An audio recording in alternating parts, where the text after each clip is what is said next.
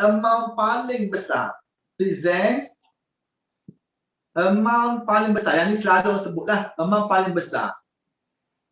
Okey. Sebab apa saya cakap you all tolong present amount paling besar? Sebab you tak tahu prospek you tu berduit ataupun tak. Orang kaya ataupun tak. You tak tahu. Jadi never underestimate prospek. Kalau you dah present, katakanlah produk you harga 200 sebotol, 400 contoh 200 botol, RM350 2 botol, 500 untuk 3 botol. Contoh ni saya beri contoh. Takkan you nak present yang RM200? Baik you present RM500. Kalau dah dia tu orang kaya, dia akan beli RM500 tanpa persoalkan harga. Yang penting value produk mampu selesai masalah. Itu paling penting. Jadi present amount paling besar terlebih dahulu. Tolong jangan bercakap pasal amount kecil ataupun yang paling rendah terlebih dahulu.